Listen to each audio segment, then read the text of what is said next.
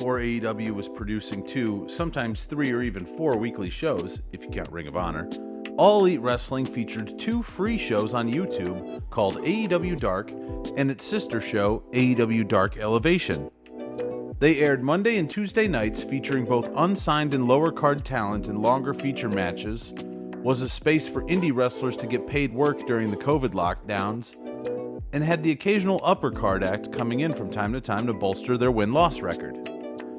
After AEW's new TV deal with Warner Bros. Discovery was signed in 2024, in an attempt to tighten their grip on the IP, Dark and Elevation were unfortunately brought to an end, and there's no telling if these gems will ever return in the future. Looking back on it, Dark was a very successful show in giving dozens of wrestlers their first big-time exposure off of the indies or international scenes, had fun new commentary teams, and allowed fans to discover acts who proved themselves to be elite-level talent, thereby earning themselves spots on television today. Welcome to this episode of Mark My Words, and this is a look at today's most successful wrestlers who were introduced to fans through AEW Dark. At the height of the pandemic, QT Marshall sent a text message to California-based wrestler Will Hobbs, asking if he could make it to Jacksonville for a spot on AEW Dark. Recognizing the opportunity in front of him, Hobbs traveled across the entire country in the hardest time to travel to face a white-hot Orange Cassidy. While their size difference was staggering, the bell rings and Orange lays Hobbs out with an orange punch immediately, getting the pin in 13 seconds. That could have been it, but the powers that be saw something in Hobbs, bringing him back for more dark appearances over the next 2 months, getting beaten by guys like the Dark Order, Scorpio Sky, and Ricky Starks. But by September, Hobbs starts going on a winning streak. By November, Hobbs had impressed enough people, most notably AEW's ace Jon Moxley, and he was brought onto TV with a big angle where he betrayed Mox and joined Team Taz. Soon the name Powerhouse was donned upon him, and Hobbs has gone on to have a highly successful career in AEW, winning the TNT Championship, and as of this taping, the AEW's Trios titles, as a member of the Ops with Katsuyori Shibata and my personal GOAT, Samoa Joe. What I particularly love about Hobbs is that his entire AEW run started on the losing end of a 13-second squash match, proving a running theme that I'll have in this video: you don't have to go over to get over.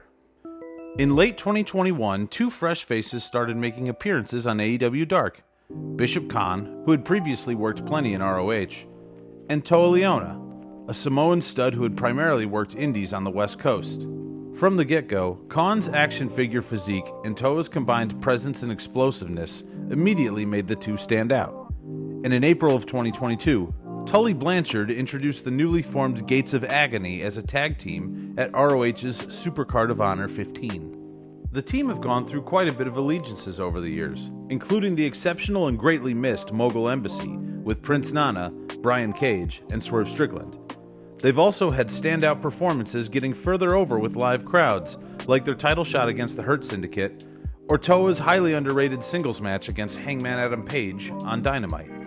Today, the Gates have aligned themselves with the King of the Balds, Ricochet, and I hope to see over the next year, with some clear upward momentum, them possibly chasing after the Trios titles, or maybe even grabbing the ROH tag titles, while Ricochet goes for the unified title. In June of 2020, current ROH Women's TV Champion Red Velvet made her debut on AEW Dark, losing a tag team match against Brandy Rhodes and Allie. Though she had been working the indies since about 2016, her style and natural charisma immediately made her stand out, more than your standard jobber. Though her in-ring work was still developing, her athleticism made her seem like someone to keep an eye on. And it's no surprise, as she likely inherited her athletic ability from her father, a professional boxer and former flyweight champion named Prudencio Cardona. It was less than a month before Velvet appeared on AEW Dynamite in a losing effort to Hikaru Shida, but she quickly went back to Dark for reps and continued to develop her skills, even becoming a huge part in a tag team match that saw her team with the American Nightmare Cody Rhodes to take on Jade Cargill and NBA legend Shaquille O'Neal. Yeah, that Shaq, the one from Kazam. Newer fans might not realize it, but Shaq actually did wrestle a match in All Elite Wrestling. And as far as celebrity matches go, it was pretty great. Since then, Velvet has come in and out of various angles on TV, but she always kept her presence on AEW Dark until the very end, and has actually become one hell of a worker in the modern landscape.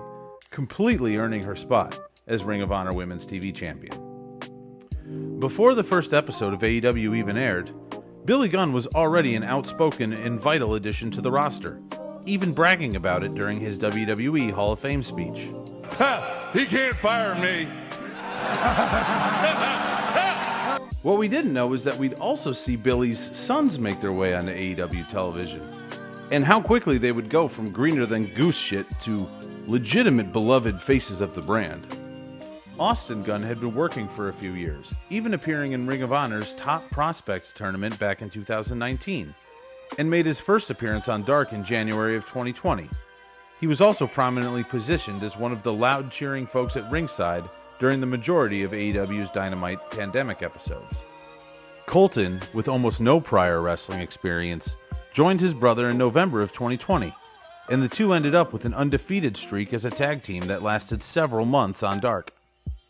Eventually, they began to team with their dad in trios action, and with their combined athleticism and natural charisma, Austin and Colton continued to improve through regular Dark appearances, becoming the beloved former AEW Tag Team Champions we know today. And if you're not down with the Bang Bang Gang, I got two words for you. Anthony Bowens and Max Caster were two early AEW standouts who were basically starting out from scratch. Caster had a freestyle rap gimmick and came from Creative Pro Wrestling Academy out of Long Island. And Bowens, a former college baseball player and professional commercial actor, was running his five-tool player gimmick, coming out of the West Coast. Before either performer was given a serious direction, Tony Khan himself came up with the idea of pairing Caster and Bowens as a tag team. While their first outing was a loss on Dark to the Best Friends, they began to go on a winning streak, and in their second match debuted their new official tag team name, The Acclaimed. Tony felt so confident in the pairing that he signed Bowens and Caster to long-term deals the very next month, and the month after that, they made their debut on Dynamite. Longtime AEW fans might remember the pair were initially rejected by the majority of the audience, with their ring work being seen as beneath what was expected of the stacked tag team division at the time, which then included names like the Young Bucks, FTR, Santana and Ortiz, and Jurassic Express, just to name a few. Thankfully, Caster and Bowens continued to get reps in on AEW Dark and Dark Elevation almost weekly, becoming one of the winningest tag teams in all of AEW, before becoming fully embraced by the fans after their incredible match against Swerve in Our Glory at All Out 2022. Now obviously Max and Anthony have had their ups and downs as a tag team, as a trios, and in singles, but I think we've got decades of Acclaimed lore ahead of us, like a LGB Edge and Christian kind of thing going on. But be responsible with your fan fiction out there, people. The journey to stardom by the youngest men alive has, according to their own tellings of the story, been wrought with challenges, obstacles, and the need to adjust to an ever-changing wrestling landscape. Though they may have spent many years teaching Ox Baker the technique of the heart punch, giving Buddy Rogers the idea for the Nature Boy gimmick, running lines with Roddy Piper on the set of They Live, and trying to maintain any semblance of order during the plane ride from hell, Truth Magnum and Turbo Floyd were first introduced to the AEW audience on an episode of Dark Elevation in September of 2021, in a losing effort to the Butcher and the Blade. Likely because of issues with their young age, the Outrunners would only be sporadically booked every couple of months on Dark for the next few years, and wouldn't really find their footing with the AEW audience until 2024, where their losses were on more high-profile shows, like Rampage and Collision. Through their charming personalities, visual flair, and willingness to open up with the fans, see their interview with RJ City about growing up with 2CD. Turbo and I were born at the same time, the same place. Yeah. The North Miami Beach Swedish Hospital. Doctor came into my room and she let me know that I was born with OCD. She said, but there is good news. There's a patient right next door who's diagnosed with OCD too. I've never seen anything like it. Two of you combined, Truth Magnum, Turbo Floyd, she said, you both have 2 CD. 2 cool dudes! Yes. I'll put these back on. Thank you for raising awareness. The Outrunners became an overnight sensation, and while they've fallen short on winning the big one, today they remain one of the biggest fan favorite teams in the entire company. One final point I think is really important to remember with the Outrunners is that they were on a crippling losing streak when audiences fell in love with them, proving once again, in the wild world of professional wrestling, you don't have to go over to get over. The Japanese sensation Kenoske Takeshita was by no means a rookie when he showed up in AEW. The man had been wrestling since he was 17 years old, debuting in 2012 in a match against El Generico, who may or may not be known today as Sami Zayn.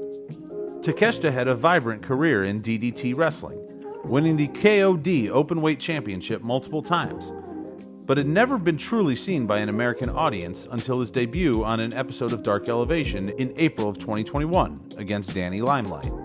Kenoske immediately stood out for his explosiveness, incredible moveset, and athleticism. For it again! A weapon, no back block, blue!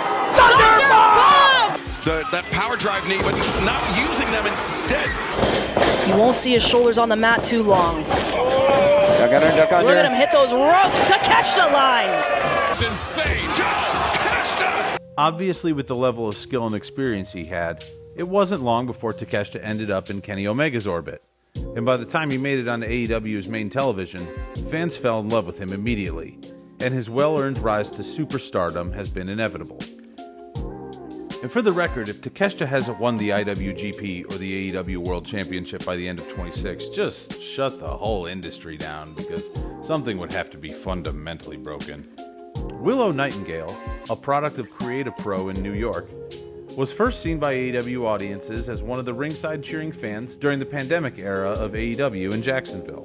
Showcasing her enthusiasm and presence, working as an extra also got her exposure with the bookers of AEW, and she started getting regular bookings as an enhancement talent on Dark, with her first official match being a loss to Diamante. But as I've said before in this same video, you don't have to go over to get over.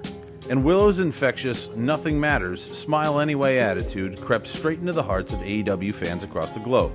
Then when it turned out she was a bona fide baller in the squared circle, her bright and prosperous future with AEW was a lock, and she has since gone on to work some of the most revered matches in the history of AEW's women's division. Now let's get to figuring out how to put the world title on her already, Tony, because the fact that Mariah May has a reign while Willow still don't is a borderline arrestable offense. While it's unknown whether we'll ever get to see Dark or Elevation back, which we absolutely should, we can at least be thankful for what these shows did provide. The greatest two-man commentary team ever assembled, keeping the indies alive during the pandemic, and introducing the AEW audience to so many incredible stars that remain essential members of the roster today. And if I forgot anyone, let me know in the comments below or say something mean on Twitter. I'm just doing these videos as a hobby on the side. It ain't that serious. This has been another episode of Mark My Words. I appreciate y'all for watching, and I hope you had a good time.